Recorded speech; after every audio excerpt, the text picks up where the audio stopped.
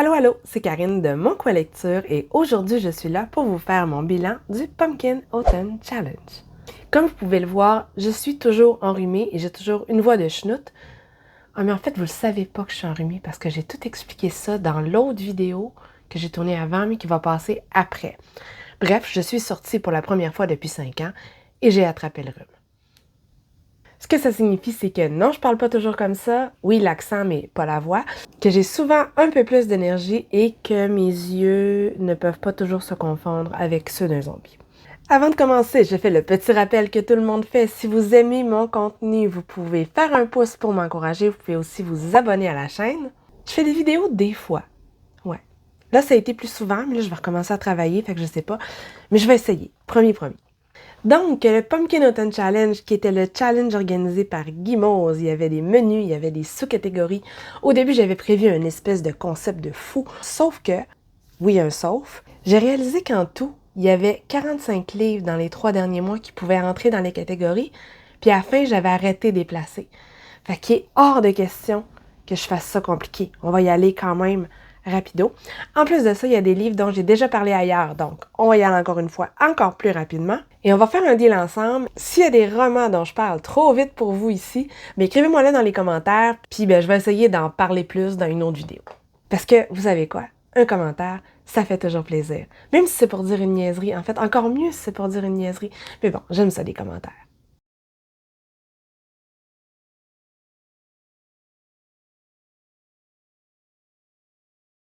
Le premier menu, c'était Automne frissonnant. Si vous me voyez des fois regarder là, c'est parce que j'ai tous mes titres là. Puis des fois, je pense pas qu'il faut que j'arrête de parler avant de regarder ça. Fait que ça fait bizarre, mes yeux ont l'air d'être croches. Mais bon. Donc, je reviens. Automne frissonnant et la première sous-catégorie qui était Ghost Hunt, où il fallait parler d'exorcisme, d'enquête, de chasseurs de sorcières et tout ça. En livre papier, j'avais dit que je lirais Vespertine de Margaret Rogerson et en BD, j'avais dit que je lirais Héliotrope de Sphare. Savez-vous quoi? Je les ai lus, tous les deux. D'ailleurs, je pense que j'ai parlé des deux dans mon bilan de septembre. Donc, je vais vous renvoyer là, puis je vais en parler rapidement. J'ai aimé les deux. Vespertine, qui est un roman jeunesse avec une jeune femme qui voudrait rester dans son monastère, mais qui va se retrouver avec un esprit hyper puissant dans sa tête. Et ils vont devoir collaborer pour sauver le monde et pour survivre. Je m'attendais à rien, mais finalement, j'ai trouvé une bonne histoire, un monde intéressant et j'ai passé un bon moment. Pour ce qui est de Héliotrope, il s'agit d'une jeune fille extrêmement particulière qui sait pas vivre dans le fond. En fait, le concept de consentement, elle n'a pas compris. Mais elle est amoureuse d'une jeune fille de sa classe qui, elle, ne l'est pas nécessairement et elle décide de lui prouver son amour. Bref, elle va se ramasser dans des situations incroyables. Je sais pas à qui ça s'adresse, mais moi j'ai trouvé ça super drôle, mais je suis une adulte. Est-ce que ça ferait pour les jeunes? Je sais pas. Mais j'aime le trait du dessinateur et c'est une sorte de vol d'objets magiques d'une grand-mère qui est vraiment bizarre jusqu'à ce qu'on comprenne pourquoi. À moi, ça m'a plu. Autre chose qui pouvait entrer dans cette sous-catégorie que j'avais pas prévue au départ, donc La main de la nuit de Susan Hill.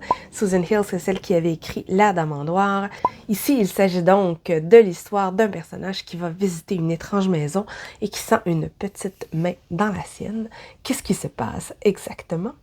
C'est un roman que j'ai bien aimé, l'atmosphère était réussie, mais il m'a manqué un petit quelque chose pour dire que vraiment c'était top là. J'ai trouvé ça un peu convenu. J'ai vraiment préféré La Dame en noir.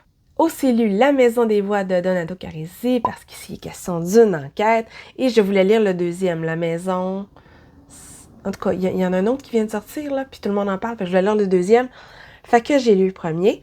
On a ici l'histoire d'un psychiatre pour enfants qui se fait demander de voir un adulte qui a eu un traumatisme quand il était enfant. Tout ça, ça arrive de façon un peu soudaine et en parallèle, on a l'histoire de cet enfant-là qui a vécu quelque chose de vraiment difficile dans son enfance, puis on va comprendre petit à petit qu'est-ce qui s'est passé. C'est un roman dont les pages se tournent toutes seules. Moi, j'ai tout vu venir extrêmement rapidement. Mais ça, vous direz que c'est normal. Donc, j'ai trouvé que c'était un bon divertissement, que c'était efficace, puis c'est pas non plus dans mon top polar. Finalement, dans cette catégorie, j'aurais pu faire entrer Résonance de Patrick Sénécal, qui est son dernier. Quand je l'ai rencontré au Salon du Livre, j'ai dit, moi, tu m'as fait freaker avec elle.com, là. J'ose plus depuis. Puis il m'a dit, essaye Résonance, je te jure, c'est moins pire. C'est sûr que c'est moins pire. Est-ce que j'ai aimé ça? Je sais pas encore. En fait, j'ai trouvé qu'il y avait un concept extraordinaire dans ça, qui est capoté. Je trouve aussi qu'il est capable de faire un portrait de la société, de ce que les gens disent pas. Tu lis ça, là, puis tu as quand même une bonne idée de la pensée de plusieurs personnes de la société. Par contre, l'exécution, comment dire, j'ai pas été tant convaincue. Le rythme du roman, quelles réponses sont fournies et lesquelles ne le sont pas. Ça me dérange pas de pas avoir les réponses à toutes les questions, mais il y en a une que je voulais puis je l'ai pas. Comme souvent avec Sénécal, c'est déstabilisant, c'est cru. Moi, les scènes entre le personnage principal puis sa femme, c'est ça. Et si j'ai beaucoup aimé la première partie où je me laissais vraiment porter par l'histoire, plus ça allait, moins j'accrochais. Donc, ouais, mitigé. Deuxième sous-catégorie qui était le portrait du mal, il s'agissait de lire un roman avec un personnage sinistre sous la couverture. Moi, j'avais dit que je lirais le premier tome de Blackwater ou encore A Sensible Life de Mary Wesley. J'ai rien lu de tout ça, mais vous allez voir, c'est rare que j'ai rien lu de tout ça. J'ai vraiment été hot. Yeah. Je partais pour dire que j'ai vraiment été bonne, mais je me suis dit que c'était peut-être pas la chose à faire vu qu'il y avait plein de Français qui écoutaient ma vidéo. Bon, plein. En tout cas, qu'il y avait des Français. Par contre, j'ai lu 2 romans qui pouvaient rentrer dans cette catégorie-là. Le premier étant L'appât de Somoza, dont j'ai parlé hyper souvent chez Séverine sur TikTok, sur Instagram, bref, je n'ai parlé partout. C'est un roman qui est extrêmement sombre, où on a des personnes, surtout des femmes, mais des personnes, il y a des hommes aussi, qui sont formés comme appâts. Le tout basé sur une théorie qu'on trouverait dans les pièces de Shakespeare, qui ferait que certains mouvements, certaines postures permettraient d'atteindre le psychosome de certaines personnes et transformerait ces appâts-là en armes hyper puissantes. Genre, il ferait carrément déconnecter le monde. Donc, on suit une de ces appâts qui voulait décrocher, mais qui reprend du service parce que si c'est pas elle, ce serait sa petite sœur et elle veut avant tout la protéger. Donc, c'est glauque. On embarque là-dedans sans trop comprendre. Mais avec la plume de Somoza, sincèrement, c'est un auteur que je vais suivre parce que j'ai trouvé ça capoté. Et bon, il y a Shakespeare. Le deuxième roman s'appelle Comfort Me with Apples de Catherine M. Valente. C'est difficile d'en parler sans trop en dire parce que c'est un très très court roman. Puis il faut pas trop dire de quoi ça parle. Quoique, quand on connaît un peu la référence du titre, ça nous donne une petite idée, hein? Mais c'est pas grave. J'ai rien dit. C'est donc l'histoire d'une jeune femme qui vit dans une maison parfaite, dans une petite communauté parfaite. Elle adore son mari, elle a été faite pour lui et son but dans sa vie, c'est qu'il soit heureux. Sauf qu'un jour, toute cette volupté et ce bonheur va être perturbé quand elle va trouver quelque chose dans un tiroir, quelque chose qui ne lui appartiendrait pas. Au début, ça ressemble à The Stepford Wives et ça va ailleurs. Moi, j'ai bien aimé ça. Bien sûr, j'avais vu où ça s'en allait, là, mais c'est pas grave. Je trouvais ça cool. Et surtout, ça m'a plongé dans une atmosphère weird, étrange. Ça se lit tout seul. Si vous avez le goût d'une bizarrerie, là, ça peut faire. Troisième sous-catégorie, les Sakuma Drops au milieu des lucioles. Il s'agissait d'historiques, de drames, d'autobiographies, de frères-sœurs. Moi, j'avais choisi un roman et 2 bandes dessinées. J'avais choisi Saltarello de Mathieu Denain. J'avais aussi choisi Contrapasso, les enfants des autres de Teresa Valero, ainsi que le premier tome de l'adaptation BD de la trilogie berlinoise de Philippe Kerr. Savez-vous quoi? J'ai tout lu. Dans Saltarello de Mathieu Denain, on se retrouve au 14e siècle à Paris. Et la recréation du Paris du 14e du Moyen-Âge est super. En plus de ça, on rencontre plein de personnages historiques et on a vraiment l'impression de voir vivre et de voir bouillonner tout ce petit microcosme parisien. Et moi, ce qui me faisait le plus triper, c'était d'aller voir sur les cartes et de comparer les endroits versus ce que moi je connaissais. Bon, ça, j'ai adoré ça. L'histoire, par contre, sincèrement, ça s'éparpille. C'est super difficile d'entrer dans le récit parce qu'on ne sait pas de quoi ça parle. Si on regarde le résumé, on pense que c'est l'histoire d'un cercueil vide. Oui, mais non, on a Nicolas Flamel dans tout ça. En fait, ça va surtout parler de Flamel. J'ai de la misère à dire de quoi ça parle. C'est une superbe récréation de l'époque, mais au niveau du rythme, au niveau de la structure du récit, c'était pas ça. Et ah oui, ma femme ma têteuse, OK? Le mot misogynie au 14e, là, pas vraiment. Je pense qu'il est utilisé 2 fois. Ceci dit, il y a peut-être un paquet d'autres affaires qui n'existaient pas à ce siècle-là, mais ça, je sais plus, parce que c'est plus des choses qui m'intéressent, des trucs de féminisme. Donc, ça, je savais. Non, pas au 14e. Ensuite, dans les bandes dessinées, celle que j'ai préférée, c'est Contrapasso, qui est de Teresa Valero. Et pour la petite anecdote, Teresa Valero, c'est l'épouse de Juan Canales, celui qui fait Black Sad. Et là, je suis pas en train de réduire l'autrice à l'épouse de, là, pas pantoute. C'est juste que, quand on lit les deux, on voit qu'il y a quand même des inter-influences dans tout ça. Cette bande dessinée-là, je l'ai adorée, que ce soit pour le graphisme, que ce soit pour l'histoire. On est dans un vrai roman noir. On est dans l'Espagne des années 50. Ça parle de liberté de presse, ça parle de l'emprise qu'avait l'État sur les journaux. À ce moment-là, ça parle aussi de la condition de la femme et de nombreuses magouilles qui avaient lieu avec la bénédiction de l'État. Les dessins sont magnifiques. C'est écrit tome 1, mais à la fin du tome, ça s'ouvre clairement sur autre chose, mais l'enquête, elle est résolue. Donc, on peut le lire tout seul. Si je vous montre des planches, la BD s'ouvre sur ça ici. Vous allez voir le tas de détails. Et ça vaut quand même la peine de vous montrer une reproduction de certaines pubs à l'égard des femmes à cette époque. Donc, elle voulait s'instruire, mais non, elle comprend mieux parce qu'en fait, ce qui est important, c'est de faire plaisir à son homme. Bref, une bande dessinée que je recommande et c'est chez Dupuis. Là, vous voyez que celle-là, je vous la montre puis je vous montrerai rien des autres. Hein. C'est parce que tantôt, j'ai tourné une autre vidéo, j'ai sorti 50 000 livres, ça m'a pris 3 heures à les classer, fait que no fucking way. Je vais chialer au montage, mais là, on va se contenter de ça. Pour l'adaptation de Philippe Kerr, on a un trait qui est différent, qui est beaucoup plus épuré, qui est beaucoup plus rond. Un trait que j'aime également. C'est des sirènes. J'ai apprécié les thèmes, j'ai apprécié ma lecture, mais j'avais pas lu le roman, puis je suis pas sûre que j'ai tout compris en fait. Il me manquait de références, j'ai eu de la difficulté à m'attacher au personnage, la difficulté à m'intégrer dans l'histoire. J'ai l'impression qu'il me manque des détails. J'avais l'impression d'avoir les grandes lignes d'un récit et non pas un récit complet, parce que c'est une adaptation. En tout cas, j'ai pas trippé, mais ça m'a donné le goût de lire le roman. Dans cette même sous-catégorie, dans les lectures non prévues au départ, j'ai fait entrer Le guerrier de porcelaine de Mathias Malzieu, qui est un roman qui raconte l'histoire romancée de son papa qui est passé en zone occupée pendant la Deuxième Guerre mondiale, alors que son père ne pouvait pas s'occuper de lui. Sa mère est décédée et il va habiter avec sa famille maternelle. C'est donc une histoire sur le deuil, bien entendu, parce qu'on a un petit garçon qui a perdu sa maman, qui a perdu tous ses repères, et en plus, il n'y a pas de safe space parce que les Allemands sont partout, il faut qu'il se cache, etc. Ça prend la forme d'une longue lettre qui est écrite à sa maman et il va raconter son quotidien avec des gens qu'il ne connaissait pas avant et qui, chacun à leur manière, vont lui apporter quelque chose dont le pouvoir de l'imagination, le pouvoir des mots. Ça m'a beaucoup plu, j'ai versé une petite larmounette à la fin et c'est super touchant. En bande dessinée, j'ai aussi lu le tome 3 des Sœurs Grémillet, qui est une série qui est vraiment très très belle. Graphiquement, là, c'est un bijou. Dans ce 3e tome, on a les sœurs qui sont en congé dans un genre de camp de vacances, mais sur le bord de falaise en Bretagne, et qui vont résoudre à elles seules l'un des mystères du coin. Visuellement, c'est fantabuleux. Au niveau de l'histoire, c'est bien aussi, c'est toujours aussi chou. Les jeunes filles sont toujours aussi adorables, sauf que, on s'entend, il y a des gros raccourcis. Comment c'est possible que ce qu'ils découvrent, ça n'a pas été découvert avant? C'est impossible. Mais c'est de la jeunesse, puis ma nièce, elle a rien vu.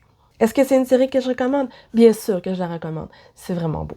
Le deuxième menu s'appelait Automne de l'étrange et la première sous-catégorie, c'était les mystérieux habitants de Pottsfield. Ici, on parlait d'automne, de Samhain ou d'Halloween. Des romans d'Halloween, là, je n'ai pas ben.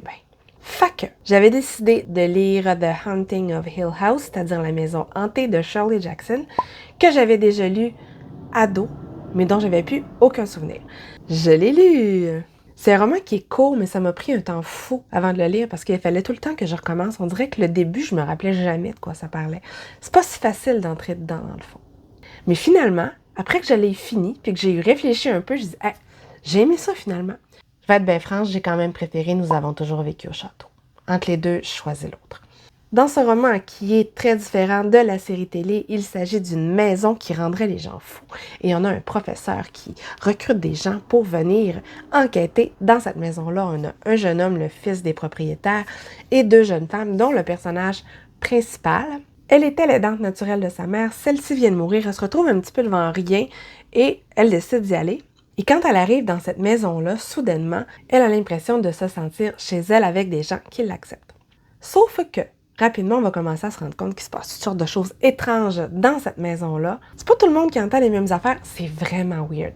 Qu'est-ce qui se passe vraiment? Est-ce qu'on peut croire la narratrice? Et pour moi, j'ai commencé à aimer ça quand un nouveau personnage entre dans le décor et ajoute un côté comique. Et là, j'ai été capable de le finir jusqu'à la fin, j'ai arrêté de recommencer et ça m'a plu. Mais ouais, c'est pas facile nécessairement de rentrer dedans.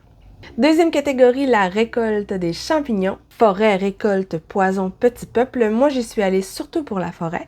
J'ai lu La femme forêt d'Anaïs Barbeau-Lavalette, dont je vous ai parlé dans ma vidéo de septembre. J'ai adoré ce roman-là. Moi, cette autrice-là, tout ce qu'elle écrit, ça me fait triper. J'ai l'impression qu'elle écrit des petits poèmes tout le temps. Et dans ce cas-ci, il s'agit d'une femme qui se reconnecte avec la nature pendant un certain confinement. On ne sait pas de quoi ça parle, bien entendu. Mais faites-vous-en pas, là, ça parle pas de COVID tout le temps, ça gosse pas, je vous le jure. J'ai aussi lu 5 filles perdues à tout jamais de Kim Fu. C'est donc une histoire passé-présent. C'est 5 jeunes filles qui vont au camp Forevermore et qui vont vivre une expérience un peu traumatisante, c'est-à-dire qu'ils vont rester pris sur une île suite à toutes sortes d'événements. Et dans 5 parties distinctes, on a les histoires de ces femmes-là qui sont devenues adultes. J'ai fait partie de celles qui ont beaucoup aimé. La partie dans la forêt, ça reste ma préférée. Ça parle de l'enfance, de la façon de juger de l'enfance où tout est noir ou tout est blanc. Ça parle aussi de relations de pouvoir. On voit bien aussi la cruauté dont les enfants peuvent faire preuve les uns envers les autres. Moi, j'ai pris ce roman-là comme des nouvelles avec un genre de fil rouge parce que c'est pas des filles qui se connaissaient beaucoup avant, puis ils se fréquenteront pas nécessairement après. Les histoires touchent différemment, mais ça parle d'identité, ça parle de relations familiales. Et tout au long de l'histoire, est-ce qu'on se demande est-ce que c'est le passé qui éclaire le futur ou le futur qui éclaire le passé? Bref, c'est bien écrit, ça se lit tout seul, et j'ai beaucoup aimé. Pour la sous-catégorie In the Dark, I Hear a Call, il s'agissait de fantaisie, de duplicité, d'ombre, de lumière, de destin, de mauvaise influence. Bref, je pense que j'aurais pu faire rentrer tous les livres que j'ai lus là-dedans. J'avais dit que je lirais Babel de R.F. Kuang et que je lirais les 4 tomes de Gagner la guerre en bande dessinée. J'ai lu tout ça. Babel, je vous en ai parlé en long et en large. C'est un roman de type Dark Academia qui parle de traduction, qui parle du pouvoir du langage, qui parle du colonialisme. C'est un roman dense, c'est un roman qui est très intéressant et dont je me rappelle extrêmement bien. On ne peut pas réfléchir en lisant ça. Quant à Gagner la guerre, moi j'ai adoré ce roman-là. J'ai vraiment trippé, je vivais dans ce monde-là. Le personnage est détestable, il est misogyne un maximum, mais limite qui me fait rire. Bref, me replonger dans cet univers-là avec les bandes dessinées, ça l'a très bien passé. Je préfère encore le roman parce que ce qui est drôle, c'est de voir tout ce qui passe par la tête de Benvenuto. T'sais, moi, je devine tout. Mais dans Gagner la guerre, là, il se fait la même réflexion que moi, au même moment que moi, mais dans sa tête. Puis ça, en fait, là, c'est limite inquiétant parce que Benvenuto, là, c'est pas un gentil. Est-ce que j'aurais le même schème de pensée que lui? C'est pas bon. C'est pas bon. J'ai lu 3 autres romans qui pourraient rentrer dans cette catégorie. En fait, bien plus, là, mais je n'ai écrit trop dans le tableau, fait que je vais vous parler de ces 3-là, ça fait en masse. J'ai lu In My Dreams, I Hold a Knife, c'est de qui? Ashley Winstead. Et savez-vous quoi? J'ai adoré ce truc-là. On a une partie qui se passe dans une école pendant qu'il était à l'université. On a l'autre partie qui se passe aux retrouvailles 10 ans plus tard. Et on sent que des secrets vont se révéler. Pendant leurs études, l'une d'entre eux est décédée. Et celui qui était considéré comme coupable a dû être relâché parce qu'il n'y avait pas assez de preuves. On a un personnage principal totalement superficiel, totalement détestable, mais qui est logique dans son affaire. C'est logique. Bon, il y a des trous de mémoire qui sont peut-être un petit peu faciles, mais c'est pas grave parce que j'ai aimé ça. Ensuite, avec le mot destinée, j'ai lu Celle qui devint le soleil de Shelley Parker Chan. Ça fitait parfaitement avec ce mot-là parce que c'est l'histoire d'une jeune femme dont le frère était promis à un grand avenir. Sauf que son frère, il va décéder et elle va prendre sa place pour avoir le grand avenir de son frère. Et elle est persuadée que c'est son avenir et elle est prête à tout pour y arriver. Tout. Tu sais, c'est tout. On est donc en Chine, 14e siècle, la révolte des turbans rouges, et en fait, c'est une réécriture de l'avènement de l'empereur Zhou Chongba, qui existait pour vrai, hein? C'est un général qui est devenu un grand empereur alors qu'il était parti de rien, sauf que, dans cette histoire-là, c'est une femme. Sauf que les gens ne le savent pas. Une réécriture queer de l'avènement du premier chef de la dynastie Ming, moi je suis pour. C'est clairement adulte, on n'est pas du tout dans une romance à l'eau de rose, il y a des combats, il y a des trahisons, il y a de la violence. Tout est en zone de gris. Il y a rien qui est clair dans tout ça. Genre, tout le monde est persuadé qu'il a raison, puis dépendant de comment tu regardes ça, mais c'est pas faux. Bref, tout à fait le genre de choses qui me plaît. Il y a plein d'événements réels qui ont été intégrés. C'est une lecture que j'ai beaucoup aimée, malgré qu'il y a une certaine scène que j'étais pas prête. J'avoue que je suis encore un peu perturbée. Certains comprendront. Puis là, vous vous dites, il en faut pas gros pour la perturber. C'est juste que je m'y attendais pas. Je fais, ouhou! OK, c'est là qu'on va. Et finalement, en fantasy, j'ai lu Skandar et le vol de la licorne. Et j'ai pas écrit c'est de qui, fait que je sais plus, fait qu'il faut que je vérifie. A.F. Stedman. On est ici dans le début d'une série middle grade. On a l'histoire d'un jeune garçon qui doit aller passer les examens pour devenir cavalier de licorne sur l'île mystérieuse, mais il sera empêché d'y aller. Bref, il y a toute une espèce de stratagème qui va se passer pour que finalement, il s'y retrouve sur l'île. Et quand il va être arrivé là-bas, il va se rendre compte qu'il y a un problème, qu'il y a un grand méchant derrière tout ça, et que ce grand méchant-là, il veut pas de bien non seulement aux gens de l'île, mais aux gens du continent aussi. Il va avoir un petit groupe d'amis qui va essayer de résoudre des mystères. Est-ce que ça vous rappelle le scénario de base d'Harry Potter? Peut-être un peu, mais on n'est pas dans une vibe de magie tant que ça ici. Mais il y a des éléments communs, donc je comprends pourquoi ça a été souvent comparé à ça. Moi, j'ai aimé ça. C'est plein d'actions, les personnages sont complètement naïfs. C'est sûr que les ficelles sont assez grosses. On se demande comment les enfants peuvent réussir tout ça. Mais ce qui est intéressant, c'est qu'ils ont étudié toute leur vie pour devenir cavalier de licorne et en fait, on leur a vraiment pas tout dit. Et c'est ça qui est intéressant. Finalement, ce qu'ils idéalisaient, ça va peut-être pas si bien que ça. Est-ce que je vais lire la suite? Clairement. Est-ce que j'ai passé un bon moment? Clairement. Moi, j'aime bien le middle grade de façon générale. La troisième sous-catégorie, soit rêve, vent, cendre, tempête, en tout cas, vous voyez laquelle, où il s'agissait de gothique, de macabre, de contes, de sorcières. Moi, j'ai pris gothique et j'ai lu De Hacienda de Isabel Cañas. Je vous en ai parlé dans ma vidéo sur les romans gothiques modernes, je vais vous la mettre aussi. Certains ont reproché à ce roman-là le manque d'originalité par rapport au modèle des siècles précédents, mais moi, ça m'a vraiment plu. Donc, on est au Mexique, on a une jeune femme qui se voit offrir une situation assez incroyable dans une superbe hacienda, sauf que quand elle arrive, ça se passe vraiment pas comme prévu. Elle entend des bruits, ça semble être tenté, personne n'est de son côté. Et alentour, on a tous les gens qui sont natifs de la place qui, eux, n'ont vraiment pas les mêmes droits. En plus de la maison hantée, on a aussi cette critique de la société, parce qu'il y avait des castes à ce moment-là au Mexique. Moi, je savais pas, je savais rien de tout ça. La religion catholique se débrouillait comme un peu partout pour faire crever tout le reste des autres croyances. On a ces deux aspects-là qui sont explorés et j'ai trouvé ça hyper bien fait, l'atmosphère très réussie, on passe un excellent moment. Dans les romans gothiques modernes qui font vraiment très très gothique, là, avec les codes, celui-là, ça passe. Le troisième menu, automne, douceur de vivre. Pour deux citrouilles en valent mieux qu'une, il fallait lire une duologie ou un tome d'une duologie. J'avais dit que je lirais tant que le café est encore chaud, le deuxième tome. Sauf que j'ai découvert par la suite que finalement, c'était pas une duologie, c'était une trilogie. Fait que je l'ai enlevé, sans vous le dire. Puis je l'ai pas lu.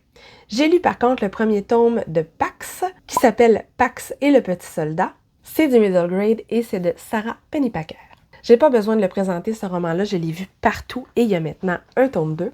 Donc ça fait duologie. C'est l'histoire de Peter, un jeune garçon dont le papa doit partir à la guerre et celui-ci va l'apporter chez son grand-père, va l'amener. Et qu'est-ce que j'ai dit là? Mon frère dit tout le temps ça.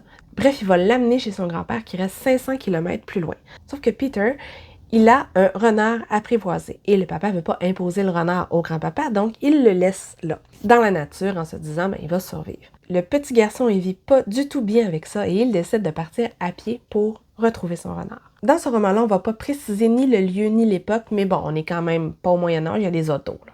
C'est une très très belle histoire de passage à l'âge adulte. L'évolution du personnage est bien faite, on comprend ses blessures petit à petit. Il y a aussi une belle histoire de transmission. Ça parle de l'amour entre un enfant et son animal. Ça parle d'ouverture à l'autre, ça parle d'amitié et surtout, l'auteur fait confiance à son jeune lecteur. C'est pas prémâché. Ça fait appel à son intelligence et ça me plaît toujours. Donc oui, je conseille.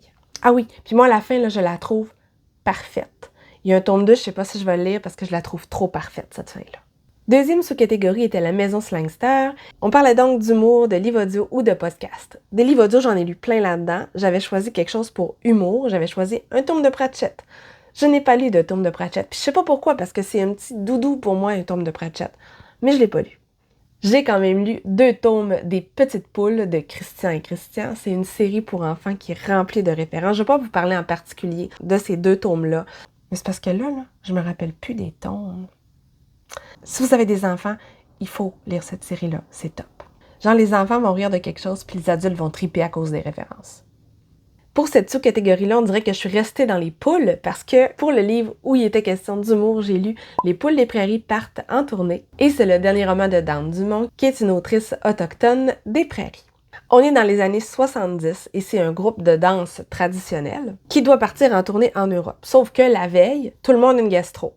Fait qu'ils peuvent pas vraiment, ils vont recruter quelqu'un d'autre parce que il y a quelque chose en arrière, hein? Ils veulent vraiment qu'il y aille. C'est étrange. Toujours est-il qu'on a 4 danseurs qui vont partir, Il y en a qui n'ont jamais dansé de leur vie, de l'autre, ça fait extrêmement longtemps. C'est à moitié organisé et il va leur arriver tous les malheurs de la Terre. J'aime beaucoup l'humour de l'autrice. Elle a un talent pour faire ressortir le côté rieur de sa communauté, je trouve ça assez incroyable. Dans ce roman-là, j'ai parfois eu l'impression qu'elle voulait trop parler de choses. Il y a un truc, entre autres, qui se passe dans l'avion. Pourquoi c'était là? C'était raccroché à rien. Je suis pas sûre que j'ai compris. Elle voulait mettre beaucoup de messages dedans. Par contre, on n'a jamais l'impression qu'elle en beurre épais. Du moins, moi, j'ai jamais cette impression-là. Il se retrouve dans des situations assez impossibles. Le regard qu'il porte sur les Blancs, c'est hilarant. Tu sais, on a le goût de dire, mais ils sont fous, ces Blancs! C'est n'importe quoi. Puis le pire, là, c'est que je suis sûre que c'est réaliste. J'ai beaucoup aimé la fin, j'ai beaucoup aimé l'évolution des personnages qui, pendant cette tournée-là, vont se découvrir et vont découvrir vers où ils veulent s'en aller. C'est pas mon préféré de l'autrice, mais je vais clairement continuer à la suivre parce qu'elle a une voix qui me plaît énormément. Ah, j'ai dit ça tantôt, hein? C'est pas grave. Pour Il n'y a jamais trop d'épices dans ma pumpkin pie, il fallait parler de nourriture, de famille, d'enfance, de transmission, de plaisir non coupable. Moi, j'avais choisi Only a Monster de Vanessa Len et La Bibliomule de Cordoue. J'avais pris Only a Monster parce qu'il s'agissait d'une famille de monstres. Certes, c'est ça, mais mettons que c'est pas sa meilleure place. Hein. Il serait mieux d'un voyage dans le temps. Mais bon, je l'ai lu là, donc ça compte. C'est un roman jeune adulte et c'est une jeune fille qui découvre que sa famille était des monstres. Qu'est-ce que c'est des monstres? C'est qu'ils peuvent voyager dans le temps, mais ça a un coût. Et ce coût, c'est ça qui fait qu'ils sont des monstres et qu'ils sont pourchassés. Il y a plusieurs familles de monstres qui chicanent les unes envers les autres. Un jour, notre personnage principal va se retrouver dans une bataille à l'endroit où elle travaille. Elle va devenir fugitive et tenter de survivre. C'est un tome 1. C'est plein d'action. On visite des endroits intéressants et j'ai passé un bon moment de lecture avec ce roman-là. Je me suis pas ennuyée le pas une seconde. Par contre, l'héroïne, souvent, elle gosse parce que elle arrive là-dedans, elle connaît rien puis elle croit personne puis elle fait juste à sa tête. Tu sais, des fois, tu as le goût de dire non, mais écoute, mais arrête. Puis bizarrement, ça ne met pas trop dans le trouble. C'est un peu facile. J'espérais qu'on explore davantage la dualité dans qu'est-ce que c'est quand le monstre c'est moi, mais pas tant en fait. Mais bon, il y a un point bonus parce qu'ils ont mentionné Doctor Who. Puis quand on mentionne Doctor Who, ben moi, c'est un point 5 de plus, ça, c'est clair. La Bibliomule de Cordoue, c'est une magnifique bande dessinée dont je vous ai parlé dans mon bilan de septembre. Ça parle de transmission de connaissances parce que c'est des gens qui tentent de sauver des livres de autodafé qui a eu lieu ou qui aurait eu lieu dans la bibliothèque de Cordoue. Sérieusement, elle est fantabuleuse. J'ai ajouté à ça, quand on parle de transmission, les derniers tomes de BL Métamorphose que j'avais commencé et que j'ai bien aimé. C'est pas nécessairement une série manga qui me met des étoiles dans les yeux, mais je trouve que les messages sont chouettes. C'est l'histoire d'une jeune fille qui aime les boys love et qui souhaite en écrire. Elle n'est pas si jeune que ça, elle est libraire en fait. Et un jour, entre dans sa librairie une dame qui va acheter un boys love, une vieille dame, qui va s'intéresser à l'univers des mangas, aux conventions. Il va se tisser une amitié entre les deux et c'est de ça que ça va parler. Donc, c'est choupinou comme tout. Pour Chante-moi une chanson, ça se marque. Je sais jamais comment le prononcer, fait que j'essaye ça, OK? Il était question de mythes et légendes, magie, et moi j'ai stické sur Voyage dans le temps. Et j'avais choisi un tome des Chroniques de Sainte Mary, le tome 9, que j'ai lu, que j'ai énormément aimé. Je suis super fan de cet univers-là. Je rappelle que c'est un institut de recherche historique et pour aller vérifier la véracité des faits ou pour retrouver des trésors, on voyage dans le passé. Donc, c'est trop capoté comme histoire. Ici, on se retrouve à Persépolis et ce roman est un petit peu différent des autres de la série parce qu'on passe un bon moment dans un Sainte Mary médiéval. Je trouve l'humour et l'autodérision du personnage principal hilarant. Bon, des fois, les jokes sont limites, là, mais je suis vieille, fait que ça me fait rire encore des fois. Tous les historiens, ils sont plus cinglés les uns que les autres. Il y a une théière géante. De quoi peut-on rêver de plus? Dernier menu, automne rayonnant. La première sous-catégorie s'appelait We're All Born Naked and the Rest is a Drag. Donc, amour de soi, diversité, LGBTQIA+, inclusivité. J'avais choisi de lire A Master of Gin de P. Djeli Clark ainsi que Le Cœur des femmes qui était l'adaptation BD de Martin Winkler. J'ai lu ces deux choses-là, je les ai tous les deux beaucoup aimés. Donc A Master of Gin, qui est un roman un peu uchronique, un peu steampunk. On est au Caire, on est au début du 20e siècle et les djinns sont revenus au Caire et ça l'a vraiment fait jouer le niveau de pouvoir des différentes puissances mondiales. Donc l'Égypte est high maintenant. Le roman s'ouvre quand il y a un groupe de personnes qui semblent être membres d'un culte qui sont trouvées complètement brûlées, mais pas leurs vêtements. Donc, c'est weird, ça sent la magie. Et on va clairement enquêter là-dessus parce que plusieurs d'entre eux étaient des riches blancs haut placés, donc oui, il faut savoir ce qui s'est passé. On a une enquêtrice principale qui sait où elle s'en va, elle n'aime pas travailler en équipe et malheureusement, elle aura une partenaire. C'est triste. Elle est queer et elle doit constamment tenter de faire sa place car elle est la première femme qui travaille dans ce département du ministère. Ils vont devoir mener leur enquête et bien entendu, on va réaliser que ça ne se limitait pas à ça, que c'est beaucoup plus grand. J'ai adoré le monde, adoré l'univers. Il y a des nouvelles qui se passent dedans, là. Je vais clairement les lire, c'est génial. L'histoire est un peu plus convenue. Si je compare les deux, l'univers est meilleur que l'histoire. Mais j'ai passé un excellent moment de lecture et je recommande cet auteur. Avez-vous lu Ring Shout de cet auteur-là? Il est là, je ne sais pas si vous le voyez. Il faut. Je vous ai aussi parlé du cœur des femmes dans mon bilan de septembre, mais l'adaptation est géniale. Ça parle des femmes dans le monde de la médecine, ça parle de violences gynécologiques et il y a des solutions qui sont offertes, donc c'est fabuleux. J'ai aussi ajouté 2 romans et une bande dessinée dans cette catégorie-là. J'ai d'abord lu Le Chant d'Achille de Madeline Miller, puis là, je vais me faire arracher la tête parce que moi, j'ai trouvé ça pas pire. J'ai vraiment aimé mieux Circé. Entre les deux, j'ai aimé mieux Circé. En fait, c'est que je ne m'attendais pas à ça. J'avais d'autres attentes. On m'avait vendu ça comme hyper original, une réécriture vraiment queer. Je me dis oui, mais l'Iliade était queer. Mais bon, je me suis dit que ça allait aller plus loin. Mais en fait, pas tant. Ce qu'on nous raconte, c'est l'histoire d'Achille et de Patrocle, donc la romance entre Achille et Patrocle. Mais c'est pas une romance, parce que si vous savez comment ça finit, ça respecte pas les codes de la romance. Mais ça file romance quand tu le lis. Ce qui est intéressant là-dedans, c'est que ça permet de voir l'homme derrière le héros, parce qu'on le voit à travers les yeux de Patrocle. Mais Patrocle, il gosse des fois, il se plaint tellement. En tout cas, ceci dit, j'ai adoré le dernier chapitre. Puis pas parce que c'était fini, mais le dernier chapitre, il était bien. La fin. C'est pas mauvais, là, c'était juste pas ce que j'avais le goût de lire à ce moment-là. Dans cette sous-catégorie, j'ai aussi lu Ace of Spades de Farida Abike Iyimide. Je croyais que j'allais lire du Dark Academia, mais non, pas tant en fait. C'est plutôt un thriller psychologique qui se passe dans une école, parce que le côté Academia ne prend pas tant de place. Bref, je vais pas embarquer là-dessus, vu que j'en parle dans une future vidéo. C'est un roman dans lequel j'ai eu un peu de mal à entrer parce que, et là vous allez me trouver bizarre, ça va vite au début. Les événements se déroulent les uns après les autres, puis j'avais pas nécessairement le temps de respirer. Par contre, après, j'ai trouvé ça assez génial et j'ai pas pu le lâcher. On est dans une école où tout le monde est blanc, sauf 2 étudiants, et soudainement, il apparaît un personnage qui est Ace of Spades, qui décide de révéler à tous leurs pires secrets. Donc, ça commence par un coming out forcé, et ça va aller de plus en plus loin. Bon, pour nous, le lecteur, c'est évident. Pourquoi? Ce sont ces deux-là qui sont visés, mais eux le voient pas nécessairement. Certes, le trait est grossi, mais j'ai trouvé ça bien fait. On peut vraiment comprendre comment se sentent ces jeunes-là qui se trouvent noyés dans un océan de blancheur où ils peuvent faire confiance à personne, même pas aux autorités, ce qui fait peut-être comprendre certaines de leurs réactions. On a une hit girl et un jeune qui est plutôt réservé et ils vont devoir travailler ensemble, même si au départ, c'était pas les meilleurs amis du monde. C'est une très bonne lecture et je conseille. En graphique, j'ai ajouté Triso Tornado et c'est de Violette Bernat et Camille Royer. Ça va donc parler de l'expérience vécue d'une famille qui ont un enfant trisomique. Quand c'est des expériences vécues, c'est extrêmement difficile de donner une note parce que comment on peut juger les expériences des autres? C'est pas mon œuvre préférée que j'ai lue à ce sujet-là parce que, étant donné mon travail, j'en ai lu beaucoup.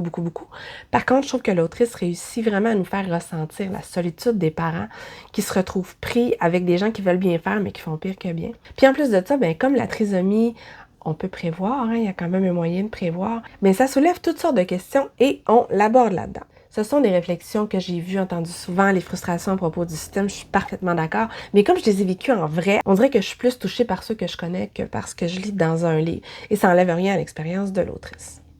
Dans la sous-catégorie You Cannot Eat the Money, il fallait parler d'écologie, de post-apo, d'anticipation, de SF. J'avais prévu de lire 2 choses. J'avais prévu Perdido Street Station de China Miéville, je sais pas comment on le prononce, ainsi que Cloud Cuckoo Land de Anthony Doerr. J'ai lu Perdido Street Station, j'ai lu les 2 tomes, parce qu'en français c'est 2 tomes, et ça s'inscrit dans la weird fantasy. Et c'est vraiment étrange. On est dans un univers qui est complètement organique, qui est un peu dégueu aussi.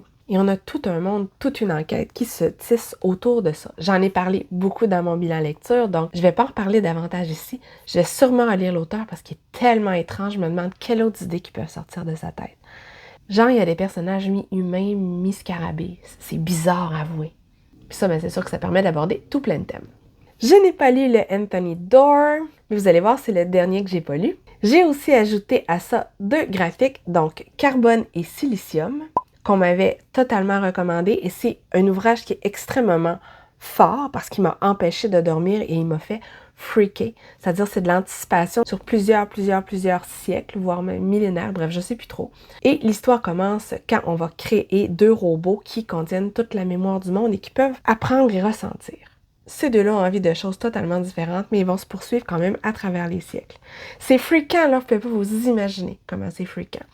Le style de dessin, c'est pas mon préféré. Mais si vous voulez lire de la vraie anticipation, vraiment déprimante, là, c'est ça. J'ai aussi lu Les Cœurs de Ferraille, qui est une bande dessinée aux accents steampunk. J'ai beaucoup aimé, on a un dessin un peu vintage. Et dans ce monde-là, il y a des robots qui sont là souvent pour servir les humains, mais qui parfois sont les vraies figures d'attachement des jeunes. Est-ce que ça rappelle quelque chose? Oui, ça peut rappeler quelque chose. Donc ça parle d'esclavage, ça parle de relations mère-fille et ça parle aussi de Cyrano. Comment on peut résister à une bande dessinée où il est question de Cyrano. Moi, je ne résiste pas et je vais lire la suite. Finalement, la dernière sous-catégorie, déjà la dernière, vous vous direz, c'est éternel cette vidéo-là. Il va peut-être falloir que je la coupe, ça n'a pas d'allure. Je voulais aller vite, mais je suis pas sûre d'avoir vraiment réussi.